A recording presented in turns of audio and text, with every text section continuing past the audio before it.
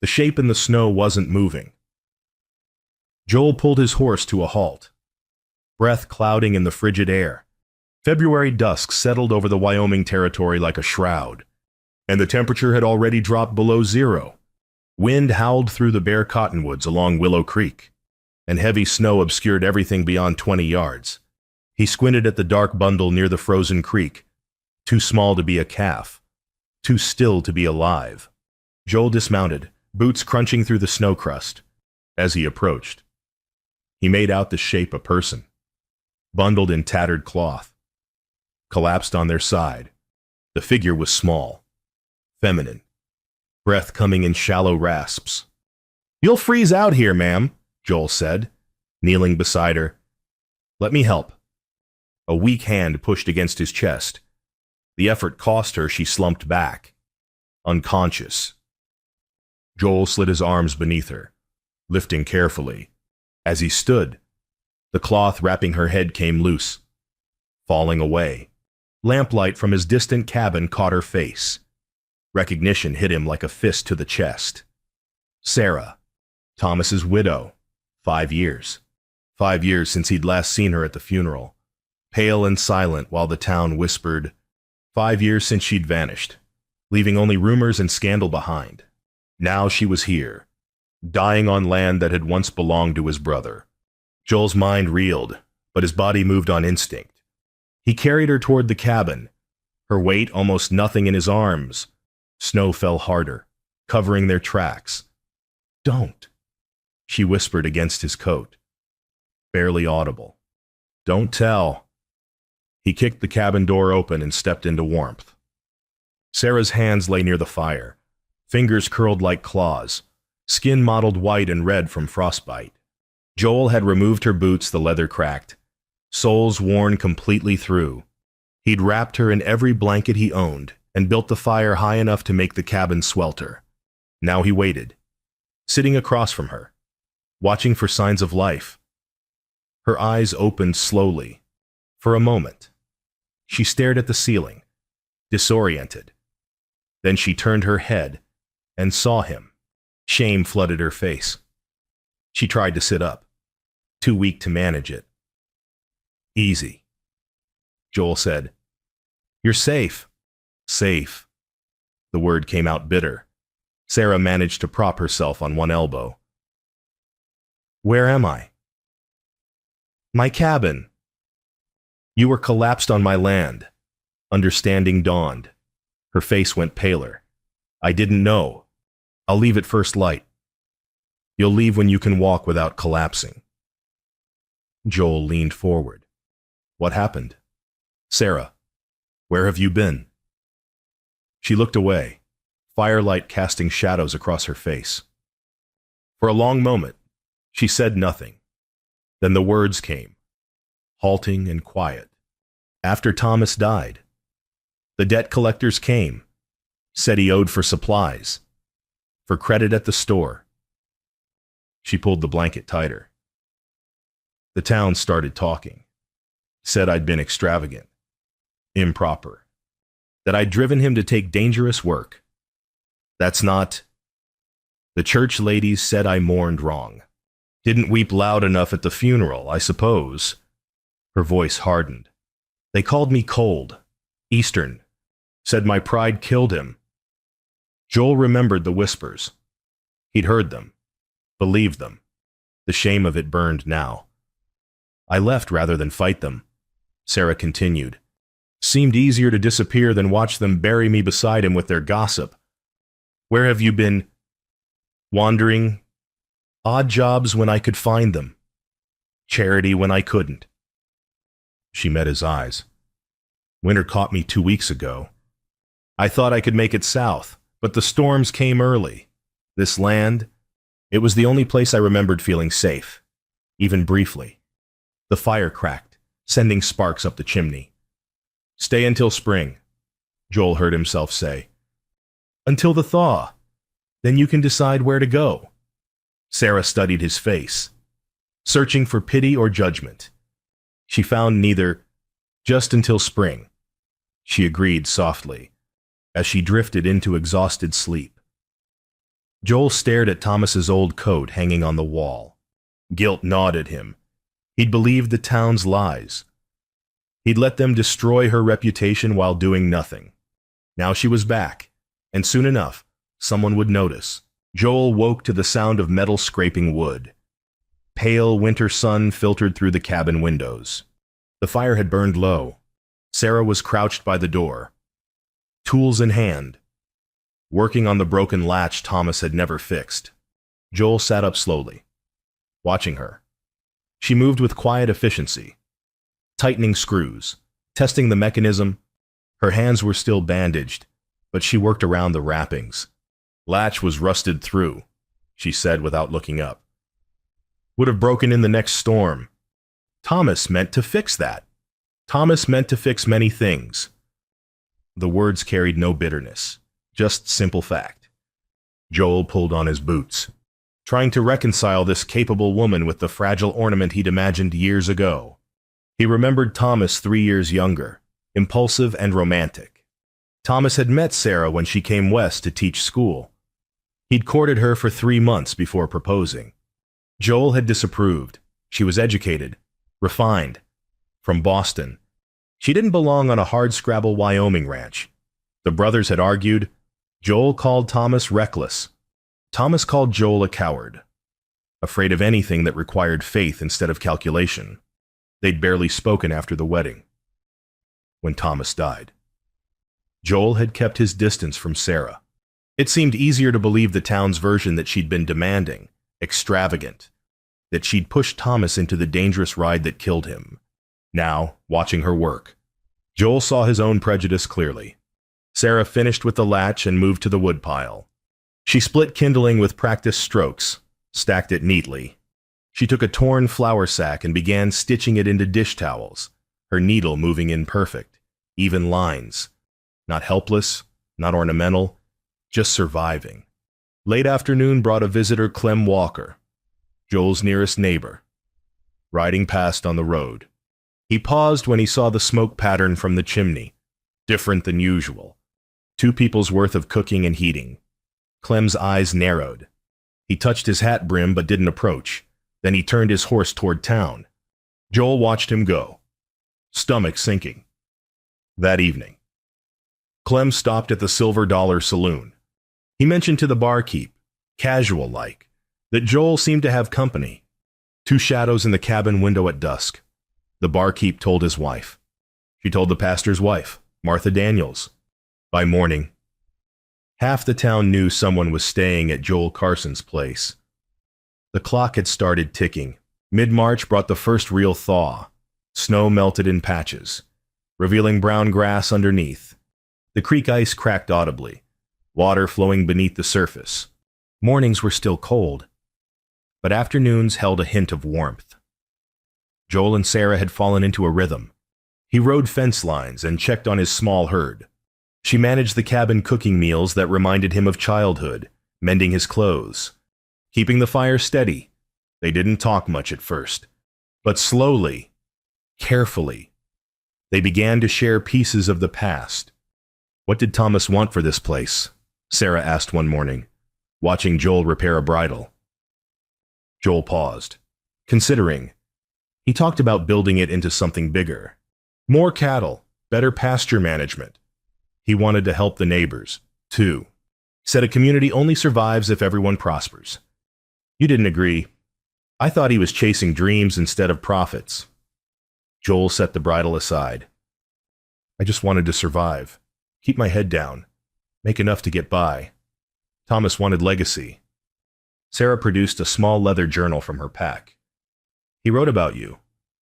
Joel took it carefully. The pages were filled with Thomas's cramped handwriting plans, calculations, observations. Near the end, dated 6 months before his death, Joel thinks I'm reckless. Maybe I am. But I'd rather fail chasing good than succeed hiding from it. Someday we'll reconcile. He'll see what I see, that this land can be more than just survival. Joel's throat tightened. He was braver than me. Different kinds of brave, Sarah said gently. That afternoon, Joel taught Sarah to ride his gentler mare. She was nervous at first, gripping the saddle horn too tight, but after a few circuits of the pasture, she relaxed, even laughed when the horse broke into a trot. The sound caught Joel off guard. He'd never heard her laugh before. They walked to the creek together afterward. The ice was breaking up, water rushing underneath, pushing against the frozen surface. Things frozen longest take time to thaw, Sarah observed. Watching the water flow, Joel glanced at her, wondering if she meant the creek or something else. On the road above the property, Martha Daniels sat in her buggy, watching them. She saw Sarah on horseback, Joel steadying her with one hand. She saw them standing by the creek, talking like old friends. Martha's face hardened. She turned the buggy around and drove straight to the church. Pastor Daniels listened to his wife's report, fingers steepled. Then he sent for Banker Harlan and Sheriff Wade. "We have a situation," he said. "That requires immediate attention." Late March evening brought rain instead of snow. The temperature had climbed above freezing, and water dripped steadily from the cabin eaves. Inside, lamplight made the small space feel even smaller, more intimate. Sarah sat near the fire, Thomas's final journal entry open in her trembling hands. The page was dated the day he died. "He wrote this the morning he left," she said quietly. Before he wrote out, Joel waited, sensing she needed to speak. "Thomas died racing to fetch the doctor for the Henderson boy. Scarlet fever. The family couldn't afford treatment." Sarah's voice steadied. "Thomas made it. The doctor came. The boy lived. But Thomas's horse stumbled on the way back. Threw him in the dark. He hit his head on rocks by the creek." She looked up at Joel. "The town didn't want to remember that part. Easier to make me the villain." Joel felt sick. The debt wasn't extravagance. Thomas had been paying medical bills for 3 families. The Hendersons, the Parsons, the McCreadys. He gave them credit at the general store he partly owned. Sarah set the journal down carefully. Banker Harlan seized everything after Thomas died, spread rumors to justify it, said Thomas had been reckless with money, that I'd demanded too much. The pastor supported Harlan. The church received a generous donation from the estate sale. Her expression was distant. "I was too grief-stricken to fight, too proud to defend myself publicly. I thought silence was dignity." Joel moved to sit beside her. "I believed them. God forgive me. Sarah, I believed you'd. I know. Everyone did. That's why I left." They sat in silence, fire crackling between them. Joel's mind churned with conflicting emotions. He was falling in love with his brother's widow. Was that betrayal, or was it redemption for failing them both? Sarah seemed to sense his struggle. She touched his hand lightly. Thomas would want someone to love this land, to finish what he started. Joel pulled back, unable to reconcile the storm inside him. That night, neither slept well. Morning brought discovery. Sarah found at first an anonymous note shoved under the door. Cheap paper folded once send her away or face God's judgment. Her face went pale. Joel took the note, read it, then crumpled it and threw it into the fire. "Cowards," he muttered. But fear had entered the cabin like cold air through cracks. Sarah began calculating how quickly she could leave. Joel began calculating what defiance would cost. Neither spoke their fears aloud. Sunday afternoon arrived with unexpected warmth. Spring was winning its battle against winter. Wildflowers pushed through mud, and birdsong filled the air. Sarah was hanging laundry when she saw them 3 riders approaching from town. She recognized the lead horse immediately. "Joel!" she called, voice tight. He emerged from the barn, saw the riders, and his jaw set. "Go inside." Sarah obeyed but stayed at the window, watching. Pastor Daniels dismounted first, followed by Banker Harlan and Sheriff Wade. They arranged themselves in a semicircle facing Joel, a tribunal come to judgment. "Morning, Joel," Pastor Daniels began, voice carrying false warmth. "We've come on behalf of the congregation. There are concerns about the situation here. What situation? Don't play ignorant. You're sheltering that woman. Harlan gestured toward the cabin. It's improper. Scandalous. Joel's hands clenched. Her name is Sarah, my brother's widow. And she nearly froze to death on my land. Was I supposed to let her die? You were supposed to send her on her way once she recovered, Pastor Daniels said. Instead, you've kept her here for weeks. The town is talking. Joel, your immortal soul is at risk. My immortal soul is my concern. Harlan stepped forward. There's also the matter of Thomas's estate. Debts remain. Her presence here suggests a claim on your property. Joel reached into his coat and pulled out Thomas's journals. My brother kept records. Every penny he spent helping families in need. The Hendersons. The Parsons. The McCreadys. The debt you claimed was charity, not extravagance. He thrust the journals toward them. Thomas died saving a child. You buried that truth to steal from his widow. Pastor Daniels barely glanced at the journals. Convenient stories from the dead can't be verified. Joel, we have only your word and hers. Then you're calling me a liar. We're trying to save you. Sheriff Wade spoke for the first time, his voice weary. Wade had been Thomas's childhood friend. You know how this looks. Send her away. It's best for everyone. Joel opened his mouth to refuse, to tell them all to leave his land, but he hesitated. The cost of defiance crystallized in his mind, suppliers refusing service. Social exile, economic ruin. He'd lose everything Thomas had built.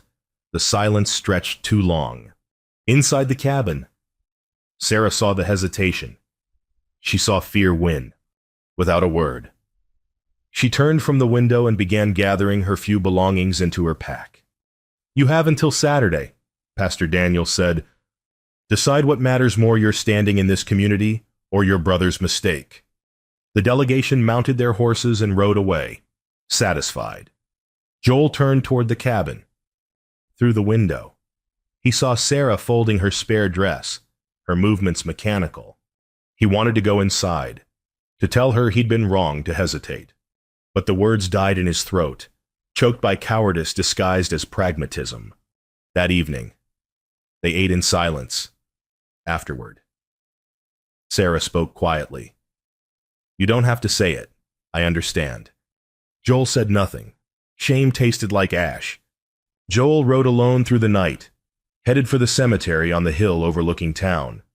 The moon was nearly full, casting silver light across the landscape. Below, the creek rushed with snowmelt, louder than he'd heard it in years. Thomas's grave sat at the hill's crest, marked by a simple wooden cross. Joel dismounted and knelt, hat in his hands. For a long time, he said nothing. Then, as if his brother could hear, he began to speak. I was jealous of you. Always was. The words came rough, torn from deep inside. You had courage I never did. Faith. You believed in people, in possibility. I just believed in protecting myself. Wind stirred the grass around the grave. When you died, I didn't defend Sarah. I let them destroy her. It was easier to believe their lies than admit I'd been wrong about everything. Joel's voice cracked. I've been a coward, Thomas. Afraid of losing the land, losing respect, losing the comfort of being left alone. He remembered the journal entry. Courage isn't the absence of fear. It's love strong enough to fear nothing. You died saving a life, and I can't even risk my reputation to save the woman you loved. The words hung in the air. Joel realized he'd spoken the truth. Sarah was still the woman Thomas loved, but she was also becoming the woman Joel loved. Not betrayal, continuation. I can't bring you back, Joel said, but I can finish what you started. I can be the brother you believed I could be. The decision crystallized in his chest. Solid as stone. He stood, placed his hat back on, and mounted his horse. The ride back took half the time, Driven by urgent purpose, dawn was breaking when he reached the cabin. The door stood open. Sarah was gone. On the table, a note in her careful handwriting. Thank you for the warmth. Forget me. As Joel found her tracks heading east toward the main road, he saddled a fresh horse, grabbed supplies, and rode hard into the rising sun. He found her 2 hours later, walking along the rutted track, her pack on her shoulders. She didn't turn when she heard hoofbeats approaching. Joel dismounted and blocked her path. No, he said simply. Joel, don't. I was wrong. You're not leaving. Sarah's eyes filled with tears. You can't ask me to stay. You'll lose everything. Then I'll lose it standing for something that matters. He took her pack gently. I'm not asking you to stay hidden. I'm asking you to come back and stand with me. In front of the whole town. Let them see the truth. They won't listen. Then we'll make them listen. Sarah searched his face and saw something she'd never seen before, certainty without fear. All right, she whispered. They rode back together. Not to the cabin, but toward town. It was Sunday morning. The church bells would ring soon. The congregation was gathering when Joel and Sarah rode into the town square. Families dressed in their Sunday best paused mid-conversation. Children pointed. Women clutched their husbands' arms. Joel dismounted and helped Sarah down. She was terrified he could feel her trembling, but she stood straight beside him. The church bell tolled. Pastor Daniels emerged from the building, his face darkening when he saw them. This is holy ground, Joel. Remove her immediately. I'm here to set the record straight. Joel's voice carried across the square. My brother Thomas was a saint compared to most men here. How dare you? Joel pulled out Thomas's journals and held them high. Thomas Carson spent his own money paying medical bills for families who couldn't afford treatment. He gave credit to widows and orphans. He died racing through a storm to save the Henderson boy from scarlet fever. He looked around at the gathered crowd. How many of you know that? How many of you buried that truth so you could steal from his widow? Murmurs rippled through the congregation.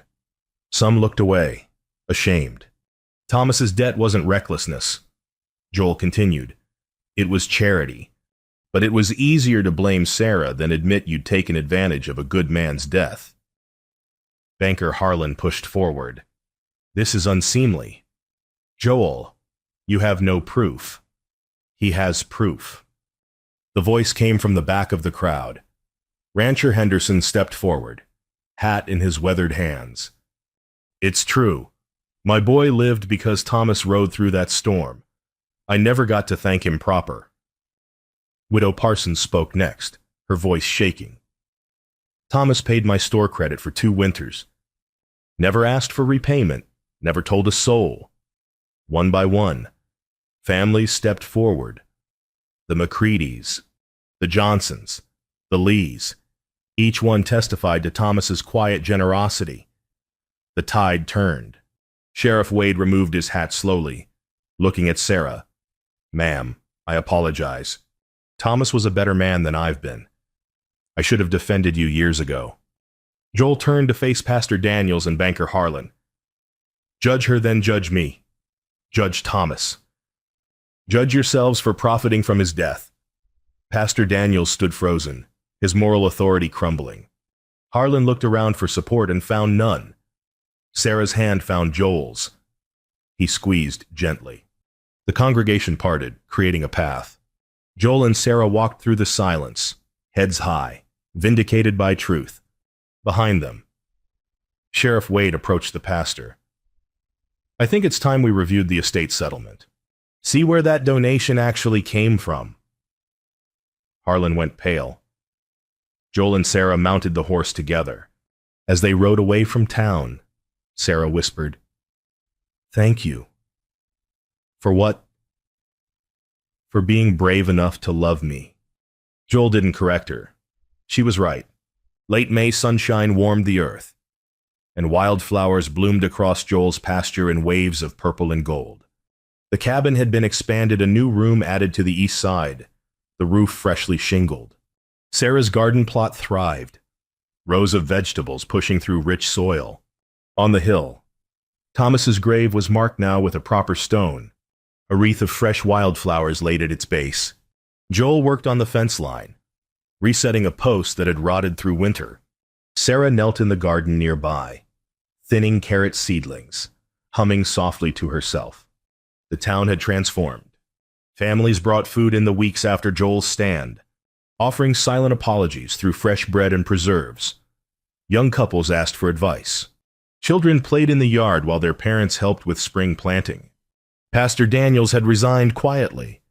Banker Harlan had been forced to make restitution to Thomas's estate. A new preacher arrived, young and earnest, determined to rebuild the church's moral standing. Joel and Sarah weren't married yet. She'd asked for time, and he understood. Some wounds needed healing before new vows could be spoken. But they were building something real, a partnership forged in fire and vindicated by truth. Every Sunday, they visited Thomas's grave together. Sarah brought flowers. Joel brought news of the land, speaking to his brother as if he could hear, "The cattle are healthy. The creek's running clear. We're thinking about expanding the herd next spring." Joel paused. "She's teaching me to read your journals properly. Turns out you had some good ideas." Sarah smiled, touching the gravestone gently. "He'd forgive you, you know. He'd be glad you stayed." They walked back toward the cabin, hand in hand. The door latch gleamed, newly oiled and functional. Inside, Thomas's journals sat on an honored shelf beside a vase of wildflowers. Through the window, curtains Sarah had sewn shifted in the breeze.